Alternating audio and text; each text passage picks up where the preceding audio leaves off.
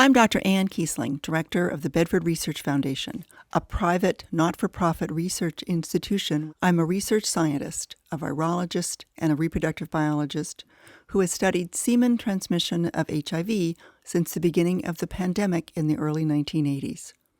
Here is a slide showing the first electron micrograph of HIV in semen in 1983. By the late 1980s, it had become clear that because of the intense research efforts to develop HIV medicines, HIV-infected persons were not going to die of AIDS, and since many were young adults, they were going to need assistance with family planning to avoid transmitting the infection to the baby. For HIV-infected men, it meant understanding HIV in semen and whether or not the sperm themselves were infected. We developed a sensitive assay for both HIV virus particles and for HIV-infected cells in semen specimens. We discovered 1. The sperm themselves are not infected with HIV. 2.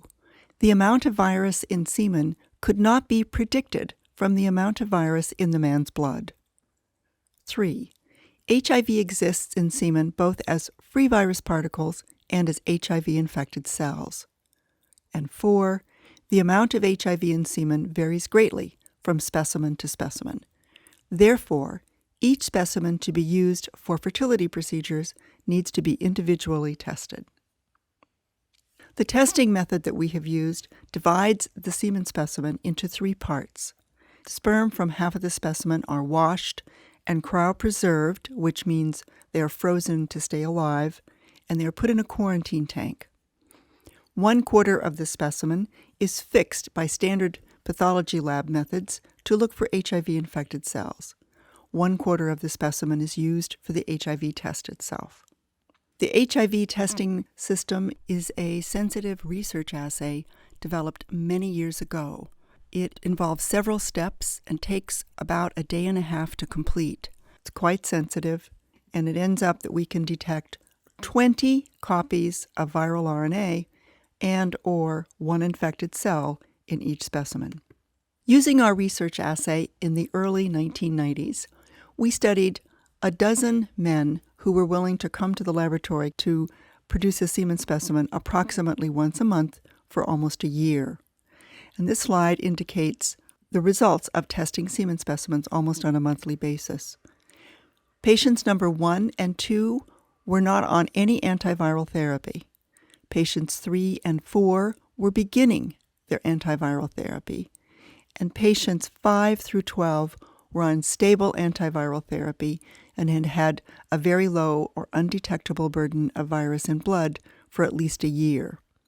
Depicted on this slide are black dots if that specimen tested positive for HIV, either free virus or infected cells. The U indicates that the specimen that month had an undetectable burden of virus. As you can see from the figure, it was not possible to predict from 1 month to the next month which specimen would test positive. It seemed to be independent of whether or not the man was on antiviral therapy. It became clear that each specimen to be used for a fertility procedure was going to have to be individually tested. The Special Program of Assisted Reproduction, SPAR, was developed in the mid-1990s with the help of a couple of colleagues, Dr. Robert Eyre, a urologist, and Dr. Paul Winnig, a gynecologist. The plan for the program was to house it in a public charity because of the research and climate surrounding HIV at the time. The first baby was born from this program in 1998, and a full story of the development of the program can be heard as a chapter in The Fertility Race, a Minnesota public radio production by reporter Stephen Smith. The goal of the program was to develop the methods to hopefully eliminate the transmission of HIV from an HIV-infected man to his uninfected partner and to their child. The hope for the program was that being HIV-infected would be regarded as another form of male factor infertility, and couples could receive care close to their homes and not have to travel long distances. And the plan for the program was to use the sensitive research assays that had been developed to understand HIV in semen to simply eliminate the use of specimens that were positive for virus, therefore ensuring that the sperm had not been exposed to the virus.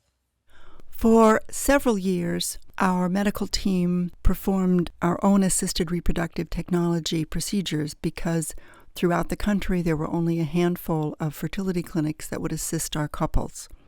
However, by 2007, the American Society for Reproductive Medicine awarded the SPAR program a prize paper at their annual meeting. This was in recognition of the years that we had spent developing the methods to allow couples to be cared for in fertility programs close to their homes. From 2000 to 2006, 608 semen specimens from 262 men had been tested for HIV. 107, that's 19% of the semen specimens tested positive, and they were discarded. Sperm only from specimens with an undetectable burden of virus are used for the fertility procedures. 151 couples proceeded to assisted reproductive technologies, establishing 69 pregnancies. 62 babies had been born by the end of 2006, 10 sets of twins. From 2007 to 2011, 826 semen specimens from 368 men were tested for HIV.